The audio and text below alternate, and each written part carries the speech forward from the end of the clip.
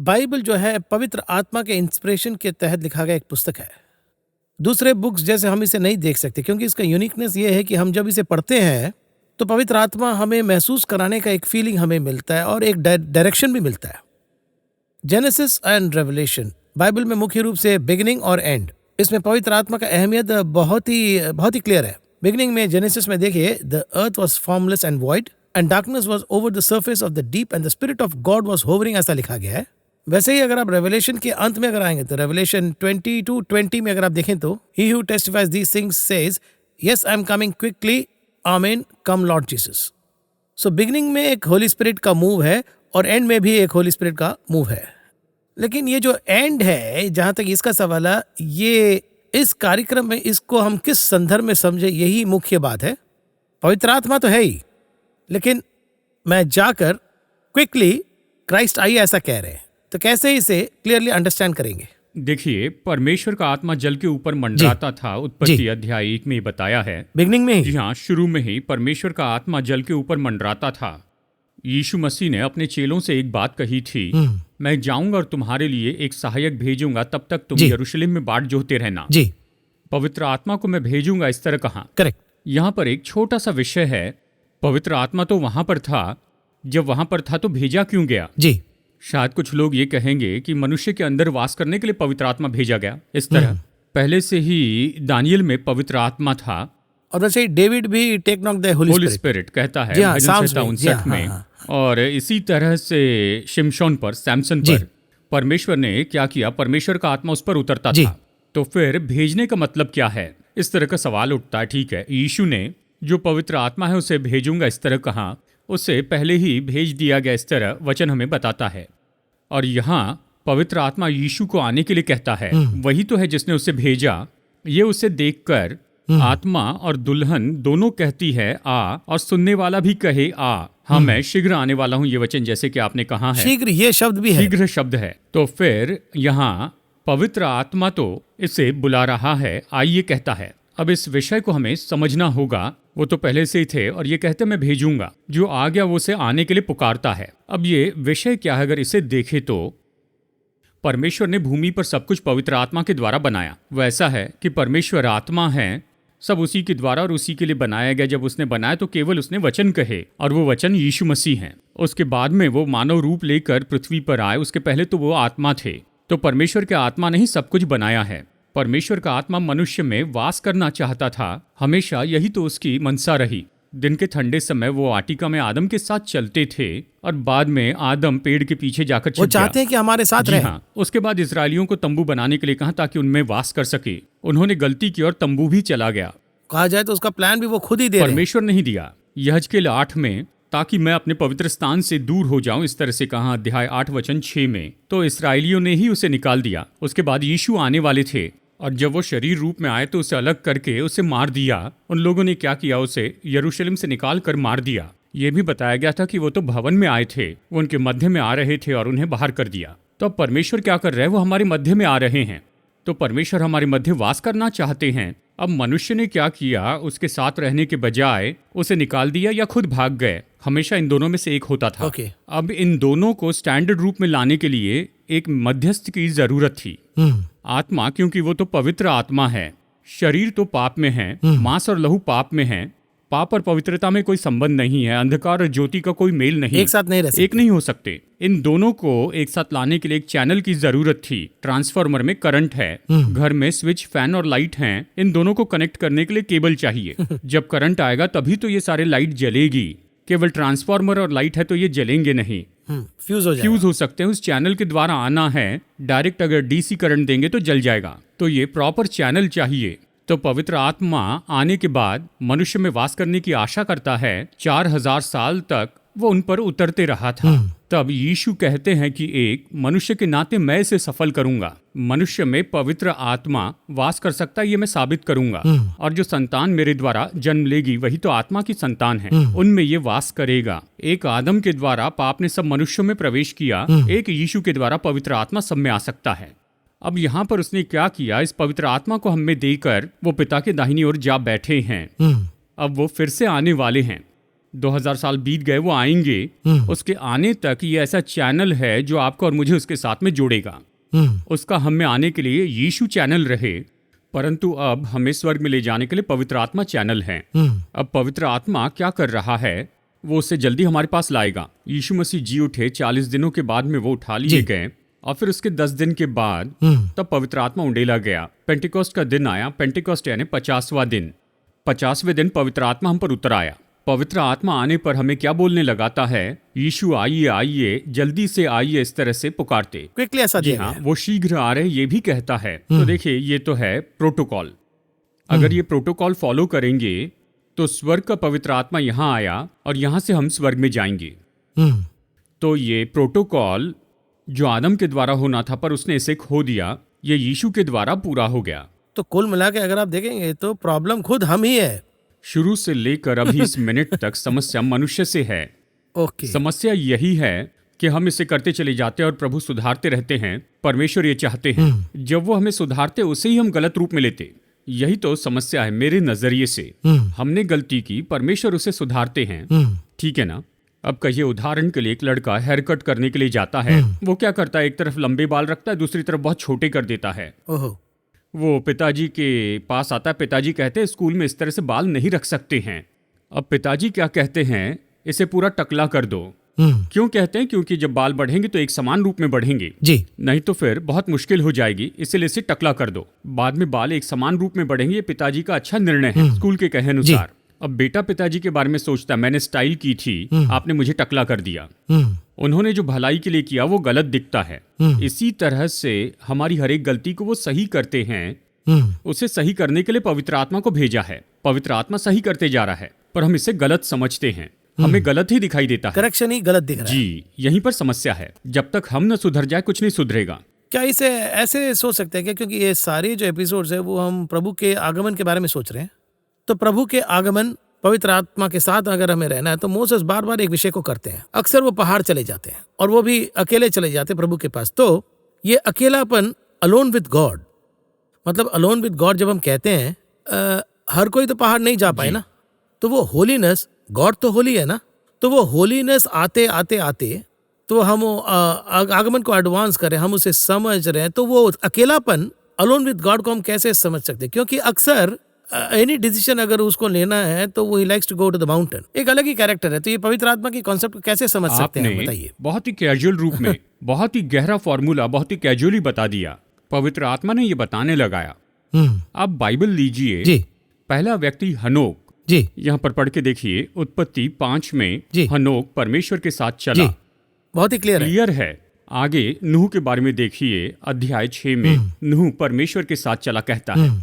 इस तरह आगे देखते जाएं, एक एक व्यक्ति, जैसे आपने मूसा कहा, चाहे वो दाऊद हो या फिर मसीहा हो, एवरीबडी, हर एक व्यक्ति परमेश्वर के साथ एकांत में रहा। ये देखिए, ये तो आत्मिक स्तर है। जैसे आपने अभी कहा, मैं जो कह रहा हूं उसे गलत रूप में मत लीजिए। यही स्टैंडर्ड जब हमने 5 साल पहले शुरू किया था तब नहीं था। अब आप में से अभी इस तरह के शब्द क्यों निकल रहे हैं? ये स्टैंडर्ड, ये स्पिरिचुअल स्टैंडर्ड, हमें परमेश्वर के साथ में रहना है, व्यक्तिगत रूप में रहना है। अगर ये नहीं तो इस तरह के शब्द मुंह से नहीं निकलेंगे। जी हाँ, सही है। ये एक तरह की प्रैक्टिस है। शुरू में पहली बार जब बाइबल पढ़ी और अभी पढ़ते, इसमें फर्क होता है, बहुत डिफरेंस है। तब की प्रार्थना करने में और अभी की प्रार्थना करने में भी। अब इन सब से परे परमेश्वर के साथ में चलना, परमेश्वर ने कहा या वो कह रहे हैं, ये इच्छा होती है। ये सब पहले नहीं था, लेकिन अभी ये, पर अब उसमें बढ़ गए। यही तो मैं कह रहा हूँ, यही परमेश्वर के साथ चलना है। फिर एक निश्चित जगह क्या होगा, केवल आप और परमेश्वर ही रहेंगे, लेकिन काम चलते रहेगा, काम कभी रुकेगा नहीं। हम तो हमेशा यही सोचते हैं, मेरे बिना कुछ भी नहीं होगा, ये सोचते हैं। मूसा 40 दिन तक नहीं था तो नीचे कुछ नहीं हुआ। हाँ, हुआ ना। ठीक है, मूसा ही नहीं रहा तो लोग कनान नहीं पहुंचे, गए ना। ये परमेश्वर की प्रोसेस है, ये परमेश्वर का काम है, वो होगा ही। कई बार हम परमेश्वर के साथ में समय नहीं बिताते हैं, कहते हैं हमारे पास समय नहीं है, और बहुत ज्यादा काम करते हैं। देखिए, इसके लिए एक अच्छा शब्द उपयोग होता है, वर्कोहलिक। इस तरह से जैसे शराब के आदी हो जाते हैं, वैसे ही काम के आदी हो जाते हैं। आज संसार क्या कहता है, 12 घंटे काम कीजिए, 14 घंटे काम कीजिए, तब भविष्य अच्छा होगा। मैं कहता हूँ, काम कीजिए, काम बंद मत कीजिए, जो काम करते हैं उसे कीजिए, काम के लिए समय दीजिए, लेकिन परमेश्वर को भी समय दीजिए। काम पर आशीष कैसे आती है? परमेश्वर के साथ बिताए हुए समय के आधार पर आती है। बहुत से लोग बहुत काम करते हैं पर आशीष नहीं होती है। इसका कारण यही है। ये जो वचन है और आपने जो बताया है, यही तो फॉर्मूला है। स्वर्ग में जाने के लिए ये इजीएस्ट फॉर्मूला है, लेकिन प्रैक्टिस करने में थोड़ी मुश्किल है। क्या है कि अपने आसपास आपने एक ढांचा तैयार किया है। जो ढांचा आपने खुद तैयार किया है वही आपको परमेश्वर के पास जाने नहीं देता। आगे कहूं तो क्या ऐसे समझ सकते हैं क्या? गॉड्स वर्क अलग है, गॉड्स विल अलग है। जी हाँ। है ना? हम सोचते हैं परमेश्वर का काम, परमेश्वर की इच्छा है, सोचकर हम काम करते हैं, परमेश्वर की इच्छा पूरी करनी है। लेकिन परमेश्वर का काम कहते, लेकिन परमेश्वर की इच्छा के बिना करते। काम को काम की तरह करते हैं। क्या हो जाएगा? कहीं आप प्रेजेंटेशन देने जा रहे हैं, प्रार्थना के बिना प्रेजेंटेशन में और प्रार्थना करने के बाद प्रेजेंटेशन में फर्क है, बहुत बड़ा डिफरेंस है ना?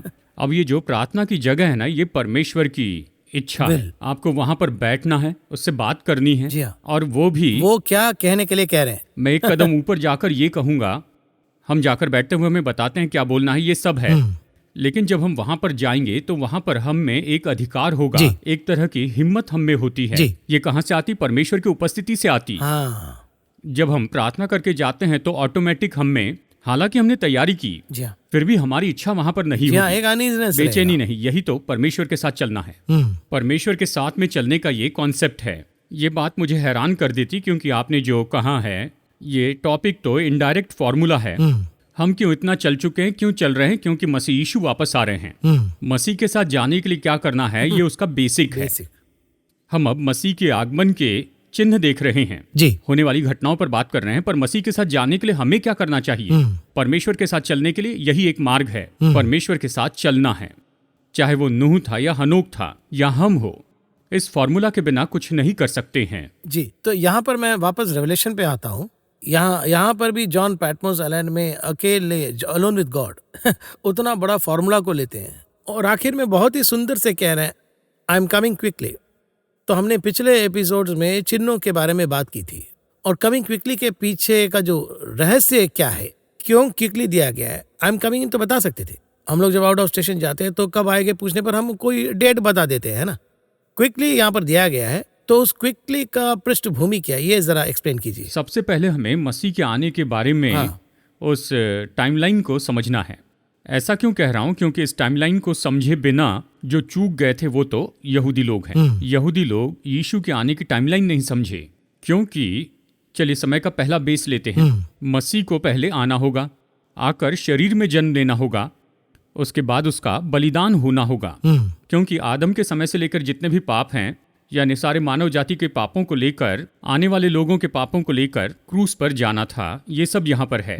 तो यदि वो केवल शरीर में आकर इसे पूरा कर देते हैं तो अगला काम जो आत्मिक है, क्या वो उसे करेंगे? जब शरीर में आए तो बहुत सी बातें मिस थी, मैसअप हो गया था सब कुछ 4000 साल में, इन सबको सही करना था। तो इसी के लिए उसे शरीर में आना जरूरी था। तो इसे पूरा करके संसार पर आत्मिक रीति से राज्य करना था। अब ये दोनों कॉन्सेप्ट वहां पर पुराने नियम में दिए गए थे। एक तो फसह का मेमना मारा गया, बलिदान हुआ, मिस्र से छुटकारा हुआ, कनान में जाकर उन्होंने राज्य किया। तो ये दो कॉन्सेप्ट हैं। वहां पर राजा आए, तब तक राजा नहीं आया था।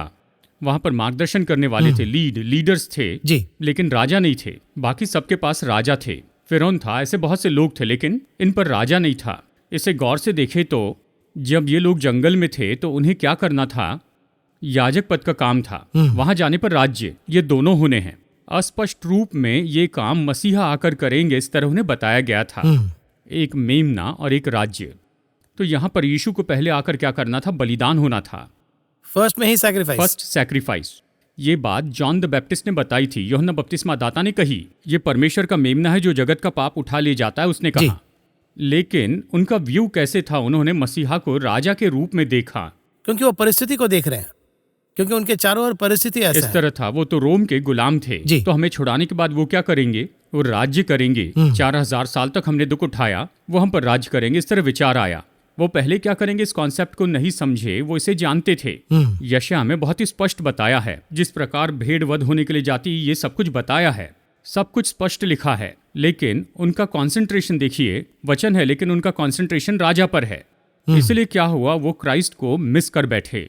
आज तक मतलब ये सब होने के बावजूद मिस हाँ, कर अब दिया। तक मिस किया है, आज तक ऐसे ही हैं। कुछ लोग यीशु को भविष्यवक्ता के रूप में देखते हैं, तो कुछ लोग उसे परमेश्वर के रूप में देखते हैं, लेकिन ज्यादातर यहूदी लोग आज तक उसे नहीं मानते। उनमें कुछ लोगों ने यीशु को स्वीकार किया, मतलब नहीं हो तो मिस करना अलग बात है, ये तो होते हुए मिस कर इसे दिया। मिस कर दिया। ये क्यों किया, ये उनका व्यू है। पहले पार्ट को खो दिया। यही गलती चर्च भी कर रहा है। चर्च क्या कर रहा है, उसके आगमन के 2 भाग हैं। कलीसिया जो हम कह रहे हैं उससे वो लोग गलत ना समझ ले, जी, इसलिए हम उसे बार बार कह रहे हैं। स्पष्ट बताया जी है, हाँ। खास करके बताया, हाँ, we are not talking about any जी हाँ, डिनोमिनेशन। हम डिनोमिनेशन की बात नहीं कर रहे हैं, we are talking about people. जी हाँ। अगर इस बात में हम देखें तो मसीह के बारे में यहाँ पर 2 पार्ट में है। एक तो कलीसिया उठाई जाएगी, रैप्चर, और उसके बाद मसीह का आगमन। इसके बीच में 7 साल का ट्रिबुलेशन पीरियड, क्लेश काल होगा। अब ये 3 जो हैं ये आगे होने वाले हैं। अभी भी ज्यादातर लोग इस बात पर गौर करते जा रहे हैं, मसीह ललकार के शब्द के साथ आएंगे, इस पर गौर करते हैं। लेकिन उसके पहले कलीसिया उठाई जाएगी, ये एक बात है। मैं रैप्चर कह रहा हूँ, चर्च उस पर गौर ही नहीं करता है। जैसे यहूदियों ने फर्स्ट पार्ट को छोड़ दिया, हम भी फर्स्ट पार्ट छोड़ते हैं।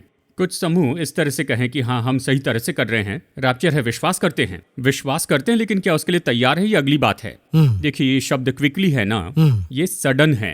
सडन सोचा नहीं होगा उस दिन मनुष्य का पुत्र आएगा। उसके अलावा थीफ, हिलकमा से थीफ भी ऐसा चोर के रूप में। देखिए यहाँ पर ब्लिंक करके बताया गया, पलक झपकते ही। इसका मतलब हम नॉर्मल रहेंगे और जब बिल्कुल उम्मीद नहीं करेंगे उस समय वो आएंगे, यानी जैसे पलक झपकते मतलब खोलते हैं ना, उसमें ही चले गए।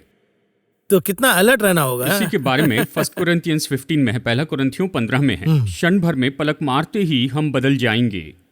तो उस हद तक लगातार अगर हम उनके प्रेजेंस में रहते रहेंगे तो हमें पता चल जाएगा। जी हाँ, 1 सेकंड, बस 1 सेकंड का है। कहिए कि आप ट्रेन में जा रहे हैं और किसी जगह पर बहुत ही सुंदर ऐसा दृश्य है और आप खिड़की से देख रहे हैं, और कोई कहे देखो वहां पर है, आप मुड़कर देखे, उस समय तक वो चले जाता। थोड़ा हलचल करके देखे तो शायद दिख पाएगा, शायद उसका एक छोटा भाग देखें, या शायद देख भी न पाए, उसी पल वो ओझल हो जाए। ये देखिए कितनी बड़ी बात है। इसलिए एलिया ने एलीशा से कहा, जब मैं उठाया जाऊं और तू मुझे देख पाए तो ये होगा। देखना है देखेगा ना? तो ये अलर्ट ही इसके लिए उसे देखते ही रहना होगा, और 1 सेकंड के लिए भी यह वहां देखे तो चले जाएगा। बस 1 सेकंड में बादल उसे लेकर चला गया। ये क्या है देखे तो पुराने नियम में ये चर्च का चिन्ह है। यानी कलीसिया उठा ली जाएगी बादलों पर, मसीह आएंगे और हमें उठाकर ले जाएंगे। अगर वो देखें नीचे रहने वाले को आशीष है, कौन सी आशीष है, उसके बाद क्या होगा उन्हें पता चलेगा। यानी उनमें ये एक विचार होगा कि अब देखिए हम क्या करते हैं, यहाँ पर हम दूसरे भाग को बहुत महत्व देते हैं और पहले भाग को नहीं देते। वो रैप्चर पल भर में होगा, पलक झपकते। उसके लिए चर्च अभी तैयार नहीं है। चर्च क्या सोचता है, यीशु ललकार के साथ में आएंगे, इसके लिए बहुत समय है, तब वो इस भूमि पर नीचे उतरेंगे। हर्मगदोन का युद्ध होगा, फिर 1000 वर्ष का राज्य, मिलेनियम, ये सब होगा। तो चर्च इसी की कामना करता है। दूसरी बात कहता हूँ, वो आकर राज्य करेंगे। उसने ये कहा, ये तो अच्छा है ना जी, एक राज्य पर राज करेंगे, हम उसके साथ में राज्य करेंगे, क्योंकि हमारा मन पूरी तरह से राज करने पर है, वर्ल्डली है। लेकिन उठाए जाने की जो बात है, एक तो ये विश्वास पर आधारित है, कैसे उठाए जाएंगे पता नहीं, ठीक है। दूसरी बात मैं कह रहा हूँ, दूसरी बात उठाए जाने के बाद में क्या करेंगे। इस तरह बाइबल कहती है दिन रात हम उसकी आराधना करते जाएंगे, हम 24 घंटे उसकी आराधना करते रहेंगे, ठीक है। उसके लिए फिर कैसे, क्या केवल आराधना? वो नहीं जानते स्वर्ग में आराधना होगी, पता नहीं। स्वर्ग में 24 घंटे आराधना है। किसी ने पूछा क्या बोर नहीं होगा, ऐसे पूछा। इसका मतलब अब तक उन्होंने स्वर्ग का नजरिया नहीं जाना है। कहा जाए तो यहाँ पर उन्होंने बाइबल को पूरी तरह नहीं समझे। हाँ, उनके लिए बस यही है। पौलुस कहता है मेरे लिए कुछ रखा गया है, उसे पाने के लिए मैं दौड़ रहा हूँ, उस पारितोषिक को पाने के लिए दौड़ रहा हूँ। वो क्या है बस उसे समझना चाहता था। 13 किताब लिख रहे हैं, हाँ, सब कुछ मुश्किल घड़ी में ही लिख रहे हैं। जी हाँ। तो वो कहीं भी उनकी मुश्किल घड़ी में सिर्फ एक तरह पूछ रहे, प्रभु अगर हो सके तो इस कांटे को निकाल दो, उसके बाद आपकी कृपा काफी है। बस उसके बाद तो भाग ही रहे हैं। कैसे वो सलाखों के अंदर रहकर इतनी मुश्किल घड़ी में इतना बड़ा एक विषय को 13 किताब में लिख रहे हैं अपोस्टल पॉल। और कंफर्ट कुछ नहीं, एसी रूम नहीं है, लिखने के लिए पेन भी नहीं रहा होगा, और पास ही में एक पुलिस वाला खड़ा है। तो मैं यही सोच रहा हूँ कि उनकी मन की अवस्था कैसा हुआ। तो इतना कुछ लिखा है, तो मुझे आप जवाब दीजिए। कहिए कि आप किसी को देखते हैं जो कि बहुत एक्सरसाइज करता है, वार्म अप करके, ये करके, वो करके, इस तरह कसरत फिट है, करता एकदम फिट है। फिट रहता है, दौड़ पूरी करने पर सर्टिफिकेट मिलता है, जी। वो उसे लेकर आता है। आप उससे पूछते हैं अपने नजरिए से, अरे इतनी मेहनत की और एक सर्टिफिकेट मिला है, एक पेपर के लिए। वो भी पेपर का। अब इसका तुम क्या करने वाले हो? हाँ। उससे क्या कर सकते क्या नहीं वो अलग है, पर उसके लिए वही तो लक्ष्य था। हाँ, वही तो उसका गोल है, वही तो लक्ष्य है, ये उसकी वही तो पहचान लक्ष्य है। हाँ। उसने हासिल किया, इसके लिए वो खुश है। जी हाँ। हमारे लिए तो वो केवल पेपर है। जी। इसी तरह से बहुत से लोग स्वर्ग को देखते हैं, उनके लिए स्वर्ग क्या है? वो स्वर्ग है, इतना ही है। उन्हें इसके बारे में कोई भी वैल्यू पता नहीं है ना? अब स्वर्ग में जाने के लिए हम तो योग्य बनाए गए हैं, हमें स्वीकार किया गया, हमें मजबूत बनाया गया, ये तो उसका चिन्ह है। वो स्वर्ग को पेपर के रूप में देखते हैं। आज भी वो उसकी कीमत नहीं जानते हैं, पर जो उस पेपर का वैल्यू जानता है, उस सर्टिफिकेट का वो वैल्यू, फिट होकर दौड़ता ही रहेगा, फिट रहता है, सुबह उठता है, दौड़ता है, सब करता है। खाना भी बहुत ध्यान से हाँ, खाते और हैं। हम लोग क्या करते हैं? क्या इसके लिए तुम इतना ज्यादा दौड़े? इस तरह हम कहते हैं। कहिए किसी ने बहुत से मेडल जीते, फर्स्ट प्राइज का मेडल जो है वो तो गोल्डन कलर का है। जी। जैसे वो जीत गया, सब चिल्लाने और ताली बजाने लगे, मेडल के लिए खड़े हो गया 1 2 3 में, और सब लोग ताली बजाने लगे, उससे मेडल पहनाया गया। आते उसके पिताजी अगर पूछे, अरे इस मेडल की कीमत कितनी है?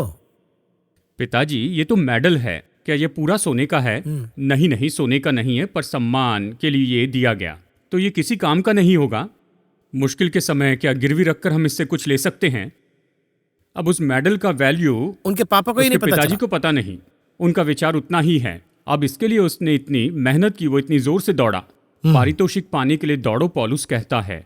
इसीलिए वहां पर भी वो कॉन्सेप्ट ये वापस आता कॉन्सेप्ट बताया, इसलिए प्रभु ने ये कहा, जो जय पाए उसे मैं श्वेत पत्थर दूंगा। उस पत्थर पर एक नाम लिखा होगा। अगर इसे रोमियो में हम देखें, यानी रोमी लोग, उनके जब कोई योद्धा विजय पाता था, वो उसे श्वेत पत्थर देते थे जिस पर उसका नाम लिखा जी। हुआ होता था। जी हाँ, हिब्रूज में बहुत अच्छी जी तरह हाँ। लिखा है। देखिए, यही तो वो यहाँ पर कहते हैं, जो जय पाए उन्हें मैं ये दूंगा कहते हैं।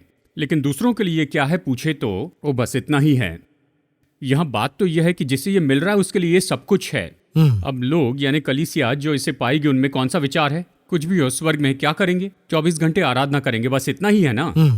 अब ये यहाँ पर क्या पूछते हैं, इस भूमि पर जैसे कि सोना है, ये सब है, उस तरह से हम क्या रखेंगे? अब ऐसे लोगों को एक समूह धोखा देता है। वो क्या कहते हैं, स्वर्ग में तुम्हें सोने का घर मिलेगा, उसमें वहाँ 20 कमरे होंगे, ऊपर 10 कमरे, नीचे 10 कमरे। और वो ये कहते हैं, यहाँ एक पत्नी है, वहाँ बहुत सी हैं, यहाँ इतने बच्चे, वहाँ उतने बच्चे, वहाँ परमेश्वर तुम्हें अच्छी नौकरी देंगे। इस तरह स्वर्ग के बारे में ये सब लोग इस पृथ्वी के विचार के जैसे सोचते हैं। वो ये विचार रखते हैं, हेवनली थॉट के अंदर नहीं जा स्वर्ग के सकते। विचार की ओर जाते ही नहीं। अब उनके लिए ये जो गिफ्ट है क्या है? ये पेपर है या पत्थर है? तो स्वर्ग के बारे में अगर हम जानते हैं तभी तो हम तैयारी कर पाएंगे, नहीं तो कैसे तैयारी कर पाएंगे? इसलिए मूसा, जैसे कि आपने कहा, वो अकेले में वॉक विथ गॉड, जी, जब वहां जाएंगे, क्योंकि वो सेंस कर ले। हाँ। ये नहीं हमें वहां जाना है ना, ऐसा। अब मूसा ने जाकर क्या किया, उसने 10 आज्ञाओं के लिए 2 पटियां लाई थी। जी। उस पर 10 आज्ञाएं उसने जी हाँ, लाई है लेके ना। आ रहे हैं, हाँ। आज कितने घर में 10 आज्ञाएं हैं, सभी घर में कैलेंडर जी के हाँ, रूप में या जी किसी हाँ, और हाँ, रूप में हाँ, रखे हैं। घर में उनका मूल्य क्या है? उस घर में उनका कोई मूल्य नहीं, बस सजाने के लिए रखी हैं। अगर पूछे तो कहते हैं 10 कमांडमेंट्स, इस तरह कहते हैं ना। पर मूसा के लिए 10 आज्ञाएं मसीह ने दी थी, लाइफ, जिंदगी थी। 10 आज्ञा ने अगले 2000 साल उनकी अगुवाई की। व्यवस्था, लॉ यही है। उसे उठाकर लेके आ रहे हैं ना, मतलब तो कैसा। वही तो उसके मूल्य को जानता था। जी। कौन? जिन्होंने उसे पाया। और उसे उठाकर आते ना आते ही एक ड्रामा हो रहा है ना। जी, उन्हें इसका कोई भी मूल्य पता नहीं था। हालांकि वो वेटिंग ही खत्म नहीं हुआ था। अब मूसा ने ये लाकर उन्हें दे दिया। कितने लोगों ने व्यवस्था को दिलचस्पी से लिया, कितने लोग ईमानदारी से व्यवस्था को मानते रहे, है ना। कितने लोग बहस करने लग गए, तुम ज्यादा ही ओवर कर रहे हो। लेकिन इसके लिए ये व्यवस्था कैसी थी? बड़ी जिज्ञासा से वो उसे मानते रहा। इसका मतलब जो जाकर वहां पर बैठकर लेकर आता है वो इसका मूल्य जानता है। लाने वाले उस व्यक्ति की जिज्ञासा इन यहूदियों में होनी चाहिए, वो यहोशू में आई। इस तरह जब हम परमेश्वर के साथ एकांत में बैठते हैं तो स्वर्ग की बातें हम इस तरह जानते हैं। मिलेगा। उसके लिए बेसिक है कि उसके आगमन के लिए तैयार हो।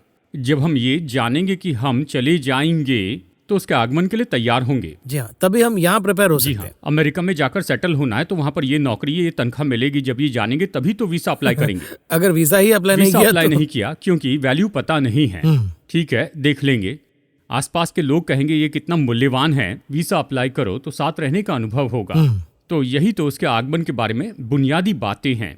एक्चुअली हमने चिन्हों से शुरू किया, लेकिन अगले एपिसोड में कमिंग क्विकली का क्या क्या चिन्ह है उसे हम देखेंगे। अगले कार्यक्रम में उसके बारे में हम डिटेल में बात करेंगे। इस कार्यक्रम में आने के लिए बहुत बहुत धन्यवाद। नमस्कार। धन्यवाद।